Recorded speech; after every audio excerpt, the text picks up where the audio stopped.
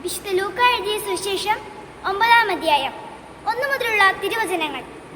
അപ്പസ്തോലന്മാരെ അയക്കുന്നു. അവൻ 12 പേരെയും വിളിച്ച് സകല പിശാചുകളുടെയും മേൽ അവർക്ക് അധികാരവും ശക്തിയും കൊടുത്തു.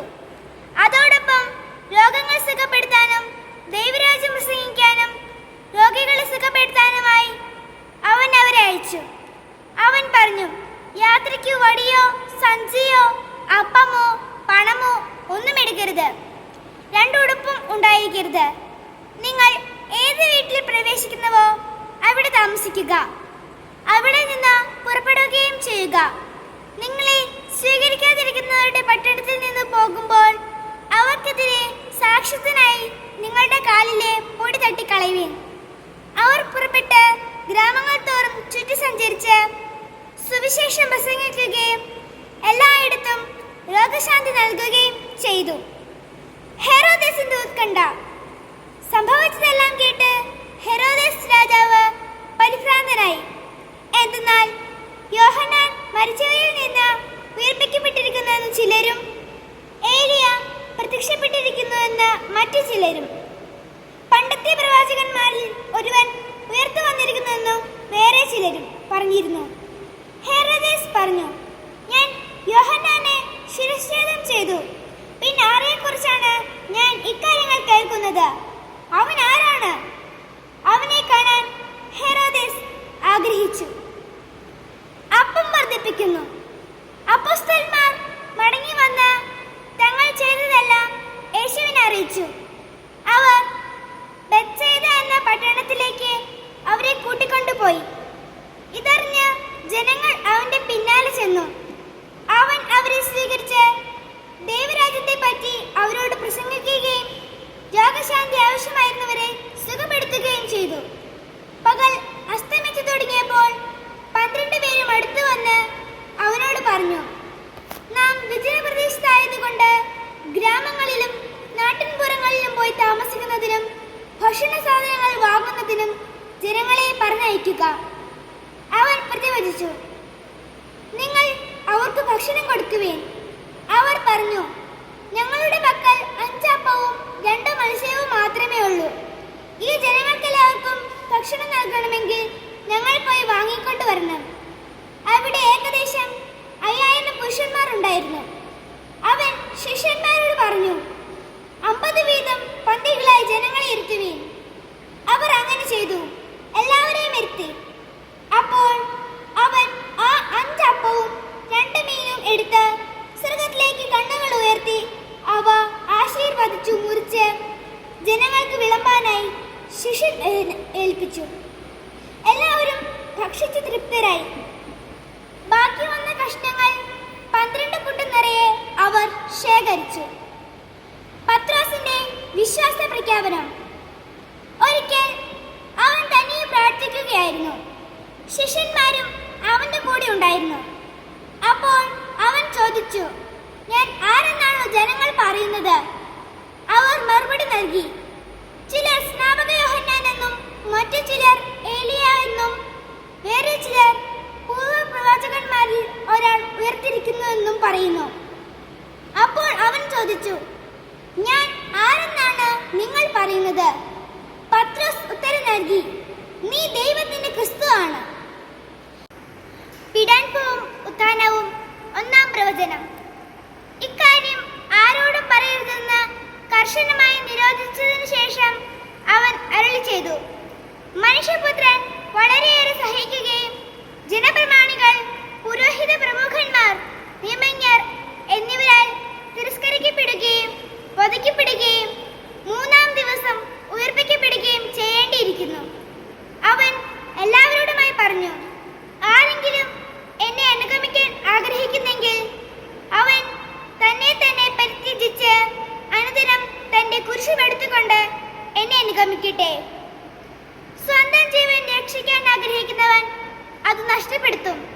എന്നെ പ്രതി സ്വജീവൻ നഷ്ടപ്പെടുത്തുന്നവൻ അതിനെ രക്ഷിക്കും. ഒരുവൻ ലോകം മുഴുവൻ നേടിയാലും തന്നെ നഷ്ടപ്പെടുത്തുകയോ നശിപ്പിക്കുകയോ ചെയ്താൽ അവന് എന്ത് പ്രയോജനം?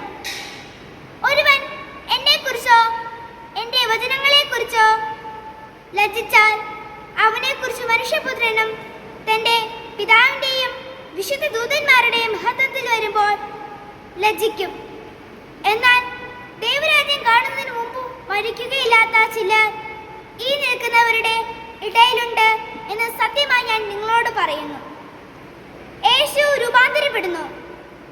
അവൻ ഇത് പറഞ്ഞിട്ട് ഏകദേശം 8 ദിവസങ്ങൾ കഴിഞ്ഞ് പത്രോസ്, യോഹന്നാൻ, യാക്കോബ് എന്നിവരെ കൂട്ടിക്കൊണ്ട് പ്രാർത്ഥിക്കാൻ മലയിലേക്ക് കയറിപ്പോയി. പ്രാർത്ഥിച്ചുകൊണ്ടിരിക്കുമ്പോൾ അവന്റെ മുഖഭാവം മാറി, വസ്ത്രം വെണ്മയോട് ശോഭിച്ചു. അപ്പോൾ 2 പേർ, മോശയും ഏലിയായും അവനോട് സംസാരിച്ചുകൊണ്ടിരുന്നു. അവർ മഹത്വത്തോടെ കാണപ്പെട്ടു. അടുത്തു തന്നെ ജെറുസലേമിൽ പൂർത്തിയാകേണ്ട അവന്റെ കടന്നുപോകലിനെ കുറിച്ചാണ് അവർ സംസാരിച്ചത്. നിദ്ര വിവശരായിരുന്നിട്ടും പത്രോസും കൂടെയുള്ളവരും ഉണർന്നിരുന്നു. അവർ അവന്റെ മഹത്വം ദർശിച്ചു. അവനോട് കൂടെ നിന്ന 20 കണ്ടു. അവർ പിരിഞ്ഞു പോകുമ്പോൾ പത്രോസ് യേശുവിനോട് പറഞ്ഞു, ഗുരു, നാം ഇവിടെ ആയിരിക്കുന്നത് നല്ലതാണ്. ഞങ്ങൾ 3 കൂടാരങ്ങൾ ഉണ്ടാക്കാം. ഒന്ന് നിനക്ക്, ഒന്ന് മോശയ്ക്ക്, ഒന്ന് ഏലിയായിക്ക്. താൻ എന്താണ് പറയുന്നതെന്ന് അവന് തന്നെ നിശ്ചയമില്ലായിരുന്നു. അവൻ ഇത് പറയുമ്പോൾ ഒരു മേഘം വന്ന് അവരെ ആവരണം ചെയ്തു. അവർ മേഘത്തിനുള്ളിലായപ്പോൾ ശിഷ്യന്മാർ ഭയപ്പെട്ടു. അപ്പോൾ മേഘത്തിൽ നിന്ന് ഒരു സ്വരം കേട്ടു, ഇവൻ എന്റെ പുത്രൻ, എന്റെ തിരഞ്ഞെടുക്കപ്പെട്ടവൻ, ഇവന്റെ വാക്ക് ശ്രവിക്കുവിൻ. സ്വരം നിലച്ചപ്പോൾ യേശു മാത്രം കാണപ്പെട്ടു. ശിഷ്യന്മാർ മൗനം അവലംബിച്ചു. തങ്ങൾ കണ്ടതൊന്നും ആ ദിവസങ്ങളിൽ അവർ ആരോടും പറഞ്ഞില്ല. പിശാച് ബാധിച്ച ബാലനെ സുഖപ്പെടുത്തുന്നു. പിറ്റേ ദിവസം അവർ മലയിൽ നിന്ന് ഇറങ്ങി വന്നപ്പോൾ വലിയ ഒരു ജനക്കൂട്ടം അവന്റെ അടുത്ത് വന്നു. ജനക്കൂട്ടത്തിൽ നിന്ന് ഒരുവൻ വിളിച്ചു പറഞ്ഞു, ഗുരു, എന്റെ മകനെ കടാക്ഷിക്കണമെന്ന് നിന്നോട് ഞാൻ അപേക്ഷിക്കുന്നു. അവൻ എന്റെ ഏക മകനാണ്. അവനെ ഒരു അശുദ്ധാത്മാവ് പിടികൂടുന്നു. അപ്പോൾ അവൻ പെട്ടെന്ന് നിലവിളിക്കുകയും നുരയും പതയും പുറപ്പെടുന്നതുവരെ അത് അവനെ ഞെരുക്കി പീഡിപ്പിക്കുകയും പരിക്കേൽപ്പിക്കുകയും ചെയ്യുന്നു. അത് അവനെ വിട്ടുമാറുന്നുമില്ല. അതിനെ പുറത്താക്കാൻ ഞാൻ നിന്റെ ശിഷ്യന്മാരോട് അപേക്ഷിച്ചു, എന്നാൽ അവർക്ക് സാധിച്ചില്ല. യേശു പ്രതിവചിച്ചു, വിശ്വാസമില്ലാത്ത വഴിപിഴി തലമുറയെ, ഞാൻ എത്ര നാൾ നിങ്ങളോട് കൂടി ഉണ്ടായിരിക്കും? എത്ര നാൾ നിങ്ങളോട് ക്ഷമിക്കും? നിന്റെ മകനെ ഇവിടെ കൊണ്ടുവരിക. യേശുവിന്റെ അടുത്തേക്ക് വരുമ്പോൾ തന്നെ പിശാച് അവനെ നിലത്ത് വീഴ്ത്തി പീഡിപ്പിച്ചു. യേശു അശുദ്ധാത്മാവിനെ ശാസിക്കുകയും കുട്ടിയെ സുഖപ്പെടുത്തി പിതാവിനെ ഏൽപ്പിക്കുകയും ചെയ്തു. ദൈവത്തിന്റെ മഹത്തായ ശക്തിയെക്കുറിച്ച് എല്ലാവരും അത്ഭുതപ്പെട്ടു. പീഡാനുഭവത്തെക്കുറിച്ച് 2ാം പ്രവചനം. അവന്റെ പ്രവൃത്തികളെക്കുറിച്ച് എല്ലാവരും വിസ്മയിക്കവേ അവൻ ശിഷ്യരോട് പറഞ്ഞു, ഈ വചനങ്ങൾ നിങ്ങളിൽ ആഴത്തിൽ പതിയട്ടെ. മനുഷ്യപുത്രൻ മനുഷ്യരുടെ കൈകളിൽ ഏൽപ്പിക്കപ്പെടാൻ പോകുന്നു. അവർക്ക് ഈ വചനം മനസ്സിലാക്കാൻ കഴിഞ്ഞില്ല. അവർക്ക് മനസ്സിലാക്കാൻ സാധിക്കാത്ത വിധം അത് അത്ര നിഗൂഢമായിരുന്നു. അതേപ്പറ്റി അവനോട് ചോദിക്കാൻ അവർ ഭയപ്പെട്ടു. ആരാണ് വലിയവൻ? തങ്ങളിൽ വലിയവൻ ആരാണ് എന്ന് അവർ തർക്കിച്ചു. അവരുടെ ഹൃദയ വിചാരങ്ങൾ അറിഞ്ഞ യേശു ഒരു ശിശുവിനെ അടുത്ത് നിർത്തി അവരോട് പറഞ്ഞു, എന്റെ നാമത്തിൽ ഈ ശിശുവിനെ സ്വീകരിക്കുന്ന ഏവനും എന്നെ സ്വീകരിക്കുന്നു. എന്നെ സ്വീകരിക്കുന്നവൻ എന്നെ അയച്ചവനെ സ്വീകരിക്കുന്നു. നിങ്ങളിൽ ഏറ്റവും ചെറിയവൻ ആരോ അവനാണ് നിങ്ങളിൽ ഏറ്റവും വലിയവൻ. നിങ്ങൾക്കെതിരല്ലാത്തവൻ നിങ്ങളുടെ ഭാഗത്താണ്. യോഹന്നാൻ പറഞ്ഞു, ഗുരു, നിന്റെ നാമത്തിൽ പിശാചുക്കളെ പുറത്താക്കുന്ന ഒരാളെ ഞങ്ങൾ കണ്ടു. അവൻ ഞങ്ങളോടൊപ്പം നിന്നെ അനുഗമിക്കാത്തത് കൊണ്ട് ഞങ്ങൾ അവനെ തടഞ്ഞു. യേശു പറഞ്ഞു, അവനെ തടയണ്ട, എന്തെന്നാൽ നിങ്ങൾക്കെതിരല്ലാത്തവൻ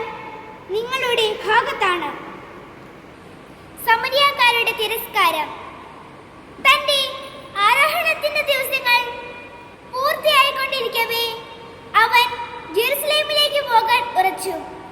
അവൻ തനിക്ക് മുമ്പേ ഏതാനും ദൂതന്മാരെ അയച്ചു. അവന് വേണ്ട ഒരുക്കങ്ങൾ ചെയ്യുവാൻ അവർ സമരിയക്കാരുടെ ഒരു ഗ്രാമത്തിൽ പ്രവേശിച്ചു. അവൻ ജെറുസലേമിലേക്ക് പോവുകയായിരിക്കുന്നത് കണ്ട് അവർ അവരെ സമീപിച്ചില്ല.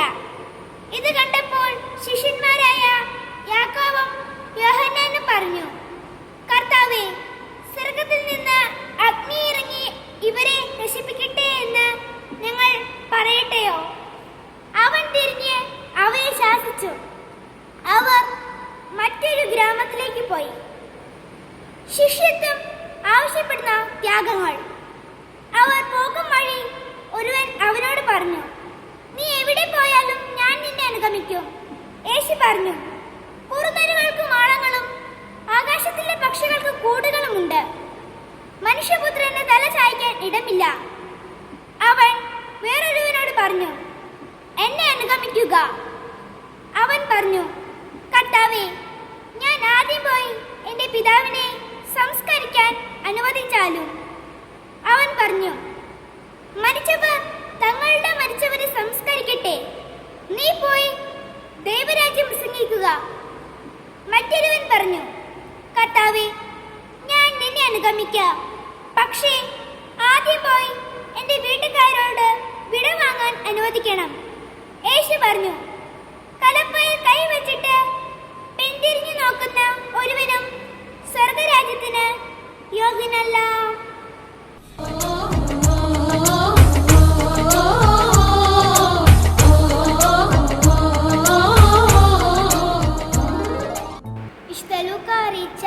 സുവിശേഷം 10-ാം അധ്യായം 1 മുതലുള്ള തിരുവചനങ്ങൾ. 72 പേരെ അയക്കുന്നു. അനന്തരം കർത്താവ് വേറെ 72 പേരെ തിരഞ്ഞെടുത്ത് താൻ പോകാനിരുന്ന എല്ലാ പട്ടണങ്ങളിലേക്കും നാട്ടിൻപുറങ്ങളിലേക്കും ഈ 2 പേരെ അവരെ തനിക്ക് മുമ്പേ അയച്ചു. അവൻ അവരോട് പറഞ്ഞു: കൊയ്ത്ത് വളരെ, വേലക്കാരോ ചുരുക്കം. അതിനാൽ കൊയ്ത്തിന് വേലക്കാരെ അയക്കുവാൻ കൊയ്ത്തിന്റെ നാഥനോട് നിങ്ങൾ പ്രാർത്ഥിക്കുവിൻ. പോകുവിൻ, ഇതാ ചെന്നായ്ക്കളുടെ ഇടയിലേക്ക് കുഞ്ഞാടുകൾ എന്ന പോലെ ഞാൻ നിങ്ങളെ അയക്കുന്നു. മടിശീലയോ സഞ്ചിയോ ചെരുപ്പോ നിങ്ങൾ കൊണ്ടുപോകരുത്. വഴിയിൽ വെച്ച് ആരെയും അഭിവാദനം ചെയ്യുകയും അരുത്. നിങ്ങൾ ഏത് വീട്ടിൽ പ്രവേശിച്ചാലും ഈ വീടിന്റെ സമാധാനമെന്ന് ആദ്യമേ ആശംസിക്കണം. സമാധാനത്തിന്റെ പുത്രൻ അവിടെയുണ്ടെങ്കിൽ നിങ്ങളുടെ സമാധാനം അവനിൽ കുടികൊള്ളും, ഇല്ലെങ്കിൽ അത് നിങ്ങളിലേക്ക് തിരിച്ചു പോരും. അവരോടൊപ്പം ഭക്ഷിക്കുകയും പാനം ചെയ്യുകയും ചെയ്തുകൊണ്ട് ആ വീട്ടിൽ തന്നെ വസിക്കുവിൻ. വേലക്കാരൻ തന്റെ കൂലിക്ക് അർഹനാണല്ലോ. നിങ്ങൾ വീട് തോറും ചുറ്റി നടക്കരുത്. ഏതെങ്കിലും നഗരത്തിൽ നിങ്ങൾ പ്രവേശിക്കുകയും അവർ നിങ്ങളെ സ്വീകരിക്കുകയും ചെയ്യുമ്പോൾ നിങ്ങൾക്ക് വിളമ്പുന്നത് ഭക്ഷിക്കുവിൻ. അവിടെയുള്ള രോഗികളെ സുഖപ്പെടുത്തുവിൻ. ദൈവരാജ്യം നിങ്ങളെ സമീപിച്ചിരിക്കുന്നുവെന്ന് അവരോട് പറയുകയും ചെയ്യുവിൻ. നിങ്ങൾ ഏതെങ്കിലും നഗരത്തിൽ പ്രവേശിക്കുമ്പോൾ അവർ നിങ്ങളെ സ്വീകരിക്കാതിരുന്നാൽ തെരുവിൽ ഇറങ്ങി നിന്നുകൊണ്ട് പറയണം: നിങ്ങളുടെ നഗരത്തിൽ നിന്ന് ഞങ്ങളുടെ കാലുകളിൽ പറ്റിയിട്ടുള്ള പൊടി പോലും നിങ്ങൾക്കെതിരെ ഞങ്ങൾ തട്ടിക്കളയുന്നു. എന്നാൽ ദൈവരാജ്യം സമീപിച്ചിരിക്കുന്നുവെന്ന് നിങ്ങൾ അറിഞ്ഞുകൊള്ളുവിൻ. ഞാൻ നിങ്ങളോട് പറയുന്നു, ആ ദിവസം സൊദോമിന്റെ സ്ഥിതി ഈ നഗരത്തിൻ്റെതിനേക്കാൾ സഹനീയമായിരിക്കും. അനുതപിക്കാത്ത നഗരങ്ങൾ. കൊറാസിൻ, നിനക്ക് ദുരിതം. ബെത്സൈദ, നിനക്ക് ദുരിതം. നിങ്ങളിൽ നടന്ന അത്ഭുതങ്ങൾ ടയറിലും സീദോനിലും നടന്നിരുന്നുവെങ്കിൽ അവിടുത്തെ ജനങ്ങൾ ചാപ്പെടുത്തും ചാരപൂശിയും പണ്ടേ തന്നെ പശ്ചാത്താപിക്കുമായിരുന്നു. ആകയാൽ വിധി ദിനത്തിൽ ടയറിന്റെയും സീദോന്റെയും സ്ഥിതി നിങ്ങളുടേതിനേക്കാൾ സഹനീയമായിരിക്കും. കഫർനാമേ, നീ ആകാശത്തോളം ഉയർത്തപ്പെട്ടിരിക്കുന്നുവെന്നോ? നീ പാതാളത്തോളം താഴ്ത്തപ്പെട്ടു വെളിപ്പെടും. നിങ്ങളുടെ വാക്കു കേൾക്കുന്നവൻ എന്റെ വാക്കു കേൾക്കുന്നു. നിങ്ങളെ നിരസിക്കുന്നവൻ എന്നെ നിരസിക്കുന്നു.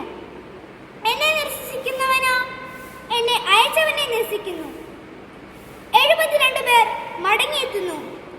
72 പേരും സന്തോഷത്തോടെ തിരിച്ചു വന്ന് പറഞ്ഞു, കർത്താവേ, നിന്റെ നാമത്തിൽ പിശാചുകൾ പോലും ഞങ്ങൾക്ക് കീഴ്പ്പെടുന്നു. അവൻ പറഞ്ഞു, സാത്താൻ സ്വർഗ്ഗത്തിൽ നിന്ന് ഇടിമിന്നൽ പോലെ നിവർത്തിക്കുന്നത് ഞാൻ കണ്ടു. ഇതാ, പാമ്പുകളുടെയും തേളുകളുടെയും ശത്രുവിന്റെ സകല ശക്തികളുടെയും മീതെ ചവിട്ടി നടക്കാൻ നിങ്ങൾക്ക് ഞാൻ അധികാരം തന്നിരിക്കുന്നു. ഒന്നും നിങ്ങളെ ഉപദ്രവിക്കുകയില്ല. എന്നാൽ പിശാചുക്കൾ നിങ്ങൾക്ക് കീഴടങ്ങുന്നു എന്നതിൽ നിങ്ങൾ സന്തോഷിക്കേണ്ട. മറിച്ച് നിങ്ങളുടെ പേരുകൾ സ്വർഗ്ഗത്തിൽ എഴുതപ്പെട്ടിരിക്കുന്നു എന്നതിൽ സന്തോഷിക്കുവിൻ. യേശു ആത്മാവിൽ ആനന്ദിക്കുന്നു.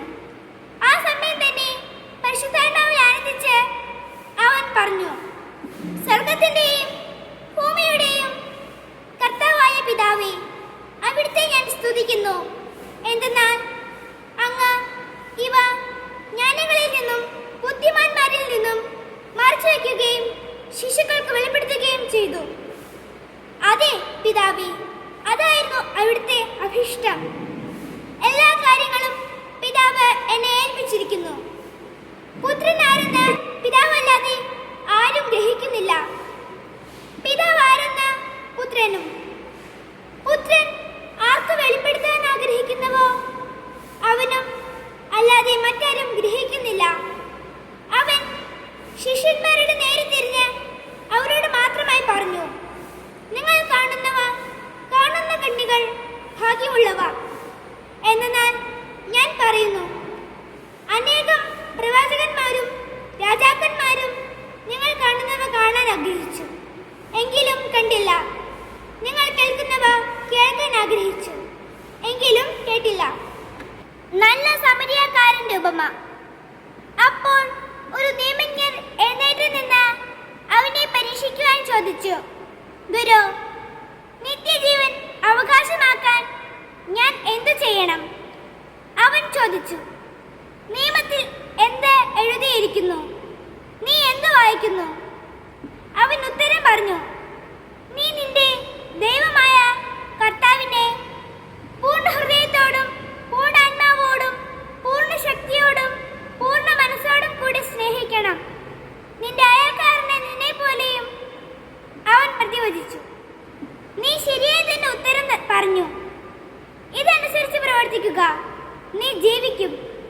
എന്നാൽ അവൻ തന്നെ തന്നെ സാധൂകരിക്കാൻ ആഗ്രഹിച്ച് യേശുവിനോട് ചോദിച്ചു, ആരാണ് എന്റെ അയൽക്കാരൻ? യേശു പറഞ്ഞു, ഒരുവൻ ജെറുസലേമിൽ നിന്ന് ജെറീക്കോയിലേക്ക് പോവുകയായിരുന്നു. അവൻ കവർച്ചക്കാരുടെ കയ്യിൽപ്പെട്ടു. അവർ അവന്റെ വസ്ത്രങ്ങൾ ഉരിഞ്ഞെടുത്ത് അവനെ പ്രഹരിച്ച് അർത്ഥപ്രാണനാക്കിയിട്ടു പോയി കളഞ്ഞു. ഒരു പുരോഹിതൻ ആ വഴിയെ വന്നു. അവനെ കണ്ട് മറുവശത്തെ കൂടി കടന്നുപോയി. അതുപോലെ ഒരു ലേവായനും അവിടെ വന്നപ്പോൾ അവനെ കണ്ടെങ്കിലും കടന്നുപോയി. എന്നാൽ ഒരു സമരിയക്കാരൻ യാത്രാമധ്യേ അവൻ കിടന്ന സ്ഥലത്ത് വന്നു. അവനെ കണ്ട് മനസ്സലിഞ്ഞ് അടുത്തു ചെന്ന് എണ്ണയും വീഞ്ഞുമൊഴിച്ച് അവന്റെ മുറിവുകൾ വെച്ച് കെട്ടി തന്റെ കഴുതയുടെ പുറത്ത് കയറ്റി ഒരു സത്രത്തിൽ കൊണ്ടുചെന്ന് പരിചരിച്ചു. അടുത്ത ദിവസം അവൻ സത്രം സൂക്ഷിപ്പുകാരന്റെ കയ്യിൽ 2 ധനാറ് കൊടുത്തിട്ട് പറഞ്ഞു, ഇവന്റെ കാര്യം നോക്കിക്കൊള്ളണം. കൂടുതലായി എന്തെങ്കിലും ചെലവാകുന്നെങ്കിൽ ഞാൻ തിരിച്ചു വരുമ്പോൾ തന്നുകൊള്ളാം. കവർച്ചക്കാരുടെ കയ്യിൽപ്പെട്ട ആ മനുഷ്യന് ഈ മൂവരിൽ ആരാണ് അയൽക്കാരനായി വർത്തിച്ചത്? അവനോട് കരുണ കാണിച്ചവൻ എന്ന് ആ നിയമജ്ഞൻ പറഞ്ഞു. യേശു പറഞ്ഞു, നീ പോയി അതുപോലെ ചെയ്യുക. മർത്തായും മറിയവും അവർ പോകുന്ന വഴി അവൻ ഒരു ഗ്രാമത്തിൽ പ്രവേശിച്ചു. മർത്ത എന്ന പേരുള്ള ഒരുവൾ അവനെ സ്വഭവനത്തിൽ സ്വീകരിച്ചു. അവൾക്ക് മറിയം എന്ന പേരായ ഒരു സഹോദരി ഉണ്ടായിരുന്നു. അവൾ കർത്താവിന്റെ വചനങ്ങൾ കേട്ടുകൊണ്ട് അവന്റെ പാദത്തിങ്കൽ ഇരുന്നു.